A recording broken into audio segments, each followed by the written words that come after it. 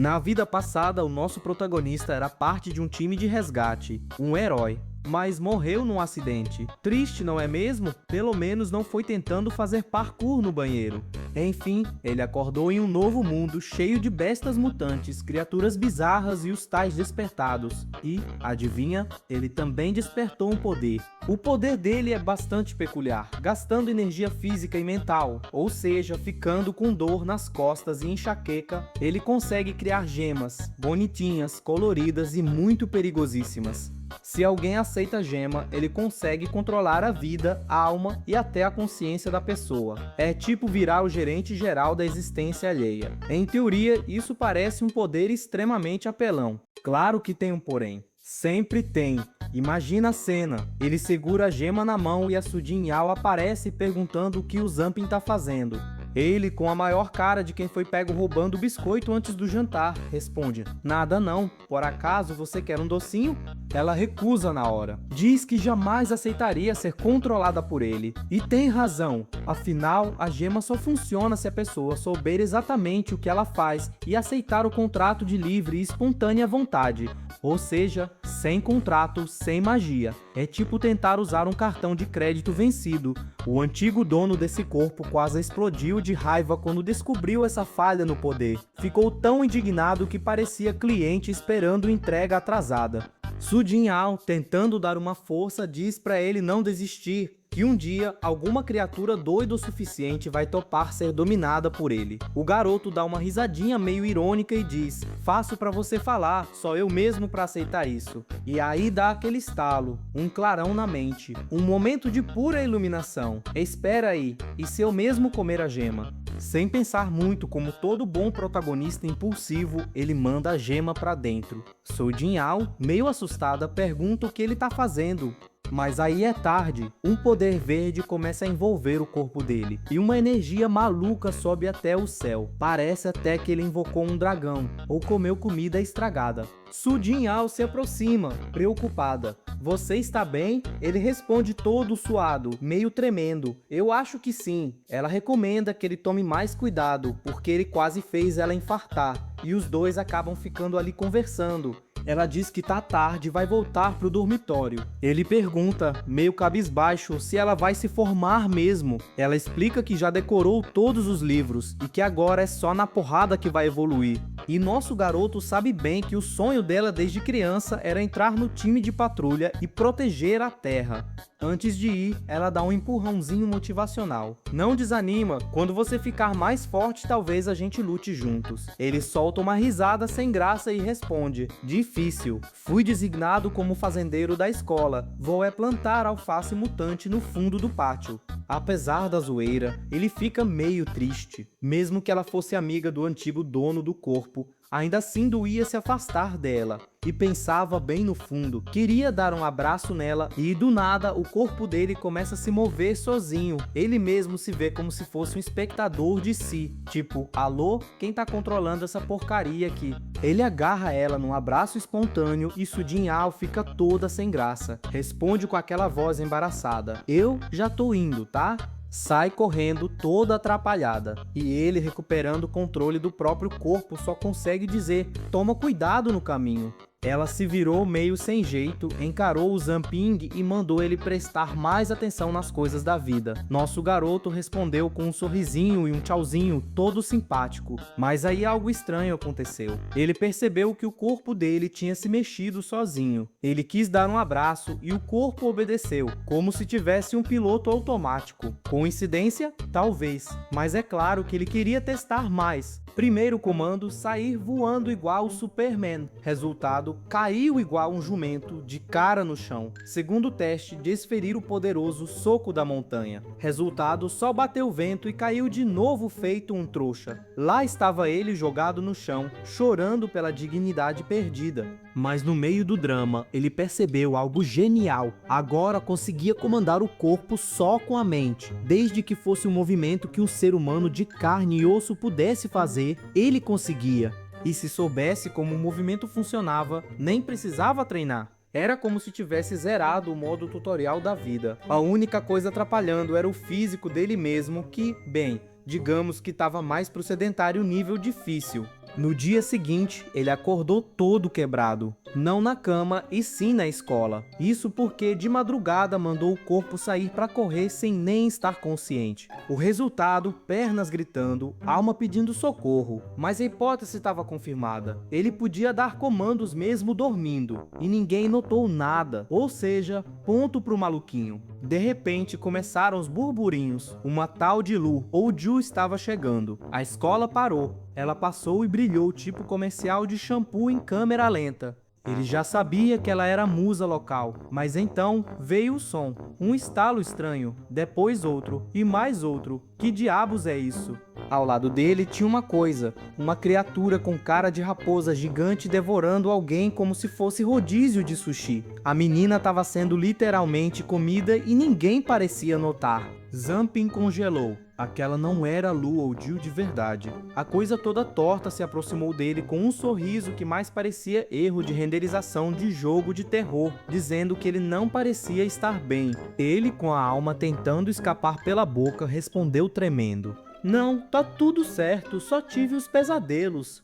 E já foi saindo de fininho, dizendo que tinha aula. A tal Lu ou Jill, toda estranha, ainda comentou: "Não tá sentindo esse cheiro de medo, não?" No corredor ele pensava: beleza, tem bestas mutantes andando na escola e ninguém liga. Tô no multiverso errado. Foi correndo para a sala da professora, pronto para entregar tudo e implorar socorro. Mas aí vem outro baque. A professora estava no modo Resident Evil, devorando uma aluna no chão. Ele virou as costas no mesmo segundo e correu até o último andar, onde afundou num banco como quem vai orar. Tudo tinha começado depois de comer aquela maldita pedra. Será que estava alucinando? Decidido, enfiou outra pedra goela abaixo. Resultado, uma aura verde saiu do corpo e uma mensagem do sistema apareceu dizendo que uma avaliação estava em andamento. As mesmas cenas começaram a se repetir, a ilusão se desfez, e ele, quase sem ar, entendeu. O sistema tinha liberado uma habilidade de análise. Agora ele via o que era real, só que, tecnicamente, ele ainda era um mero humano de 3 estrelas com talento nível muito esforço para pouco resultado, mas aprendeu que as gemas de contrato tinham níveis. Um dos talentos permitia que ele comandasse outros com autoridade máxima. O problema era que, como ele também era um contratado, não podia desobedecer ordens que viessem do topo. Era tipo ser chefe e estagiário ao mesmo tempo. Outra habilidade nova era a avaliação. Ele podia entender a diferença de força entre ele e os inimigos. E isso tudo vinha da gema que ele comeu. Ele começou a conectar os pontos, virou o contratante e o contratado ao mesmo tempo. Uma promoção e uma maldição num só pacote. Agora que ele controlava o próprio corpo com a mente, ilusões que enganavam os sentidos não tinham mais efeito nele. E aquelas raposas eram de nível absurdo. Ele não teria chance contra nenhuma delas. Mas por criarem distorções cognitivas, podiam literalmente devorar uma pessoa sem ninguém perceber. Então lembrou da Sujin Wao, a amigona de infância, que tinha poderes mentais. Talvez ela fosse a única que poderia ajudar. E foi decidido, ele precisava encontrá-la. Só que o que deixou ele realmente assustado foi quem estava o esperando do lado de fora da escola. Um casal todo meloso passa por ele, daqueles que parecem ter saído de comercial de perfume. Mas claro, a garota também já tinha sido dominada por uma raposa. Ele respira fundo e segue até o centro do time de patrulha. Chegando lá, dá de cara com a balconista, linda, simpática e obviamente mais suspeita que promoção boa demais para ser verdade. Ela pergunta o que ele deseja com um sorriso que parece ter saído de um comercial de pasta de dente. Ele responde que está procurando por uma garota chamada Sujin Wao, que deve ter entrado hoje. A moça sorri ainda mais e diz com a maior naturalidade do mundo para ele esperar um pouquinho. Vocês adivinham? Era uma raposa também. Tá mais fácil achar raposa que gente normal nessa cidade. Sentado no banco, ele começa a se perguntar como essas malditas conseguiram dominar até o time de patrulha. Nem os despertados de alto nível conseguiam ver essa ilusão. Ou seja, todo mundo caindo feito pato. No meio da reflexão filosófica dele, alguém pergunta o que ele tá fazendo ali. É a Sujin Wao. Ela parece toda animada e o Zampin, que meio sem saber se sorri ou corre, diz que estava preocupado que ela não fosse se adaptar e resolveu dar uma passada para ver como estavam as coisas. Ela garante que tá tudo tranquilo e apresenta os colegas do time. Gente fina, gente educada, gente que também é raposa, um zoológico de elite basicamente, e diz que todos cuidam muito bem dela. Nosso garoto, tentando manter a pose, diz que realmente ela parece estar se saindo muito bem. Ela fica toda animada, dizendo que a partir de hoje vai treinar duro, ficar forte, derrotar todas as bestas e vingar os parentes. E ainda o convida para entrar pro time, já que estão precisando de mais membros.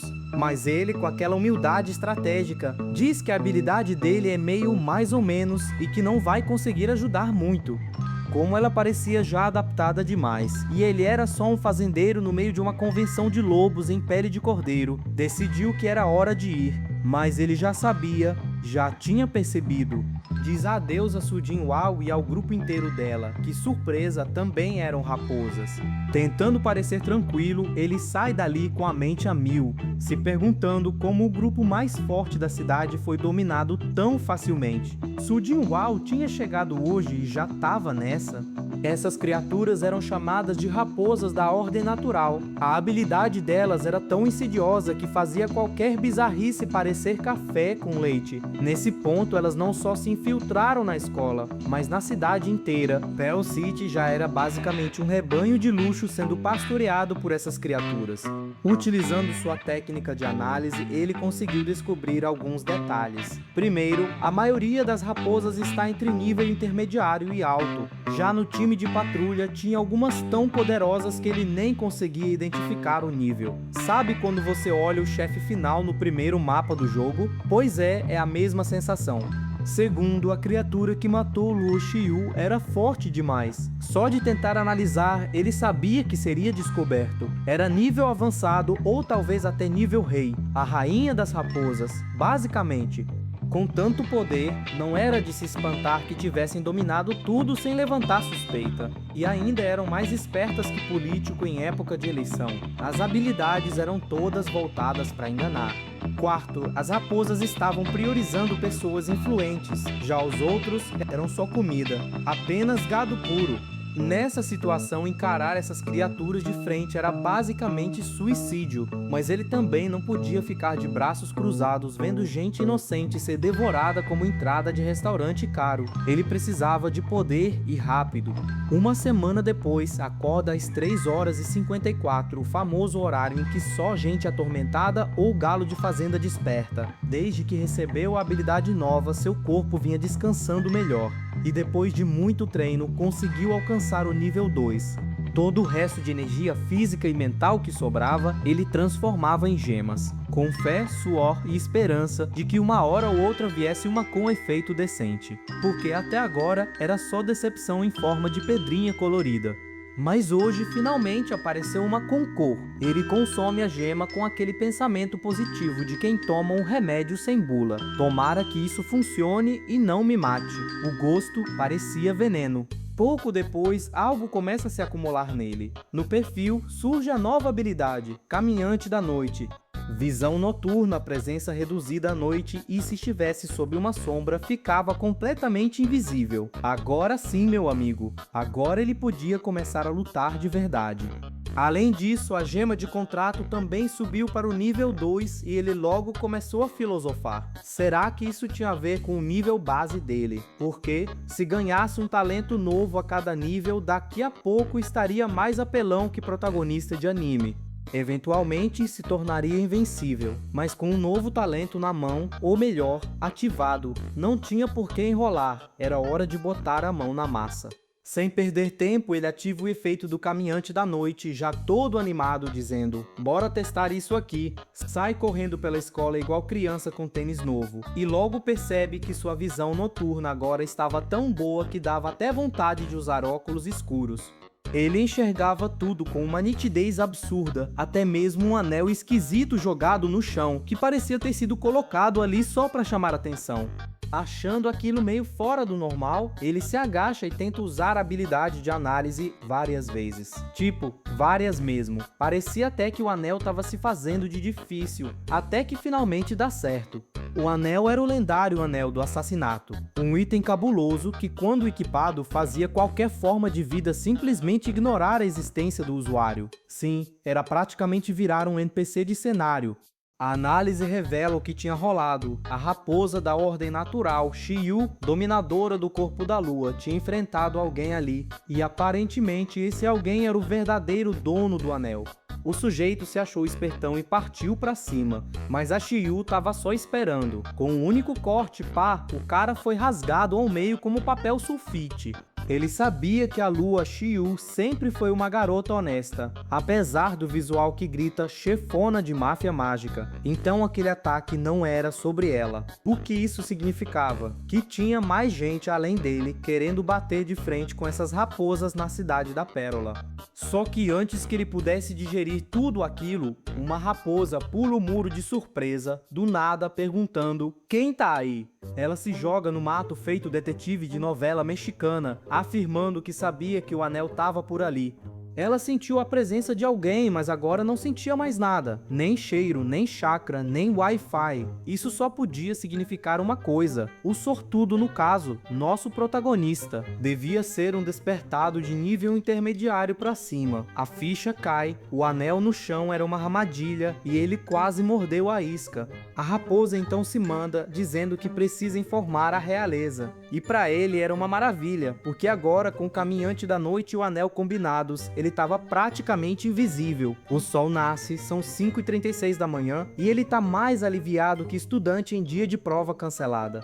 Ele sabe que precisa ficar mais forte o mais rápido possível, e nesse ritmo, os itens são a melhor solução. Só que de repente, ele escuta passos se aproximando. Uma voz misteriosa sussurra o nome dele. O clima fica igual ao de um filme de terror, enquanto ele questiona quem estava ali.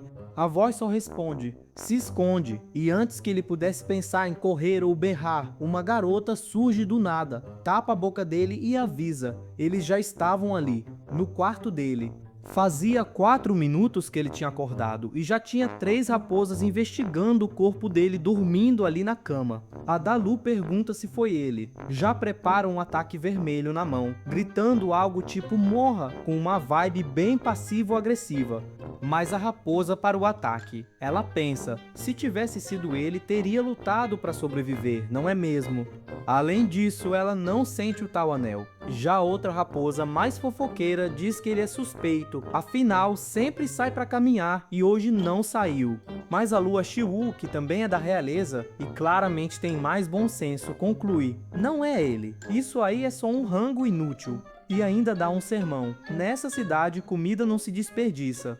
Mais um tempinho passa e nosso garoto finalmente acorda, suando frio, com o coração disparado. Cospe o anel como se fosse um chiclete velho e pensa: essa passou raspando. Foi burro de esquecer a caminhada de hoje, mas teve sorte de obrigar o próprio corpo a engolir o anel na hora H, senão já era.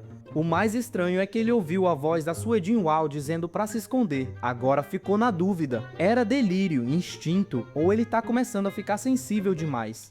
Seja lá o que for, uma coisa é certa, ele precisa ficar mais forte, precisa de poder, precisa de vingança, mas por enquanto precisa manter as aparências, fingir normalidade. Mais tarde ele vai até a cafeteria e 2 garotas estão fofocando. Aparentemente encontraram um corpo rasgado ao meio logo cedo. O falecido era um cara chamado Estrela Negra, um assassino famoso na cidade da Pérola, talentoso, temido, agora dividido ao meio. Nosso garoto junta os pontos rapidinho, devia ser o cara da visão. E se até um nome de peso como esse foi eliminado facilmente, então lidar com a lua Xiyu vai ser tudo menos fácil. O mais bizarro de tudo é que deixaram o corpo lá, bem visível para todo mundo ver. Meio que um recado: olha o que acontece com quem se mete com as raposas da ordem natural. Clima bem acolhedor. Agora, com a vigilância apertando, ele sabe que precisa urgente de novos equipamentos. Terminando a aula, parte em busca de alguma loja de ferreiro. Só que, para variar, toda loja que ele entrava, quem tava lá? Uma raposa. Sempre uma raposa. No meio da missão frustrada de procurar uma loja neutra, ele faz mais uma análise qualquer, quase no automático.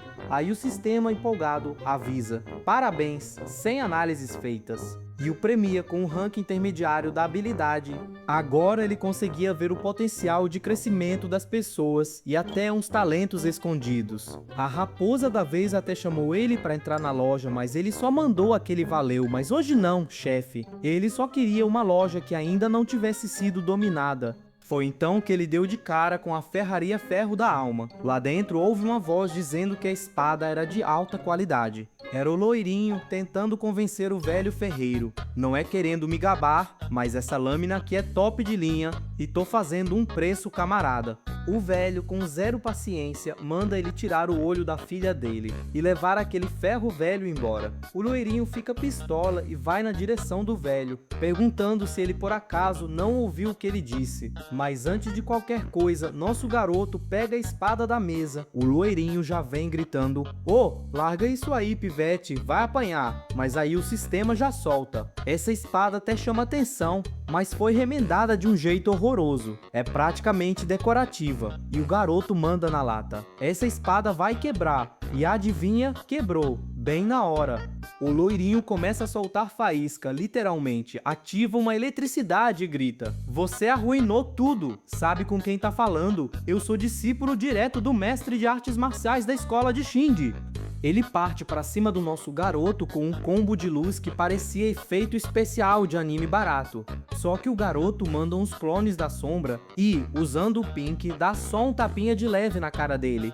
E aí pergunta: "Como é que você é tão fraco assim, meu filho?" O loirinho responde, indignado: "Você é sujo." E diz que não tava nem com medo porque já viu que ele era nível 1 e com potencial limitado. Mas no futuro eu vou me vingar. Nosso herói só pensa: esse aí é puro suco da ilusão. Mas o loirinho tenta um ataque surpresa, achando que é espertão. Resultado, já estava no chão apanhado, com o sistema provavelmente reavaliando as escolhas de vida dele. O garoto só solta: "Rapaz, esse aí realmente gosta de lutar sujo."